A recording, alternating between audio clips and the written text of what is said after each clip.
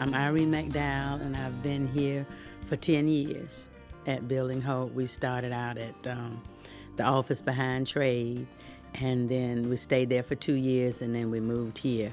We got our first 20 kids from Sadie Salter, but we found out that the reading, the math and stuff like that, they needed that, but most of all, they needed the family surrounding, because we had a lot of single parents. And those kids needed to know that they could do anything regardless to what side of the track they were from. They could be who they wanted to be, and we really wanted to introduce them to Jesus. Yeah, just like dog's breath. Just maybe worse than the dog's breath, huh? Yes. They said they had learning disability.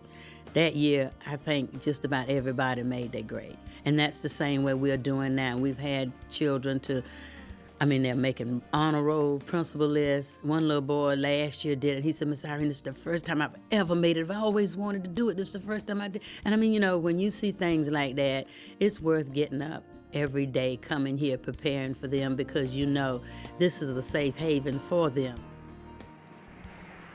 Well, I had moved in the neighborhood. I was looking for an after-school program for my children, but everywhere I looked, I couldn't afford it. So one day, they put out flyers for Building Hope. And when they said Building Hope, I was like, Building Hope. And in a place like this, and by me moving in a bad neighborhood that I had to move in, I just wanted to keep my children out the street. And when they said it was free, I was like, free? It can't be free. So I came down and saw what the program was about. What they did was told me that it was family-oriented and it was Christian-oriented. They were worried about the families, their home life, how they were eating, how they were in school, all these extra. I just wanted them to go after school and help them with their homework. I didn't really want them to get into my family life, but they kind of oozed their way into it because they were so concerned about the children. And when I looked around, they really concerned about my children. And that's when I knew that it wasn't just a name, that it was exactly what it was. A lot of people say Building Hope, is just for the kids. Building Hope just impacted me because I've been locked up for 19 years out of my life. So coming out and doing this and just being an inspiration to them, and I tell the kids my story, my testimonies over and over, how God has changed my life around. And I don't want to see none of them behind bars or in gangs. Like if we hear about one of them dealing with gangs, we go out into the streets and we'll find them and we'll bring them back and tell them, regardless of your living situation, you don't have to live that way. They knew the housing that I was in, and they weren't going to settle for me being there.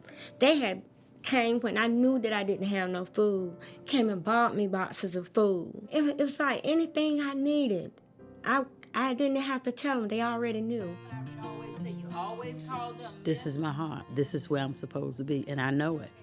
And it's not about the money, because you can't pay for what we give here.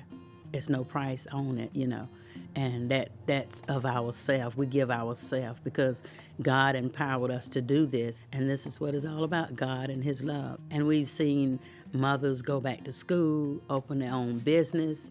Because of Building Hope, they were able to do that. We've seen mothers come to Christ, taking their kids to church now, doing good. These are mothers that I saw that, I worked with for years. The love that they have given me and my family to give them, in days when I thought it wasn't going to be no way, they would just tell me, trust God, trust God. And I was like, okay, trust God. Look at me now. I drank for 30 years. During my crisis, when I was in my deepest valley, that's when they came in my life. It was just like God reached His hand down there and pulled me up. I can just see us just building hopes all over the place. Greenville is not the only area that needs Building Hope. So basically, we just need to come together as a community, as a county, as a city, and give these children a good future, because that's what it's all about. Let them know that, you can do this. You can be what you want to be.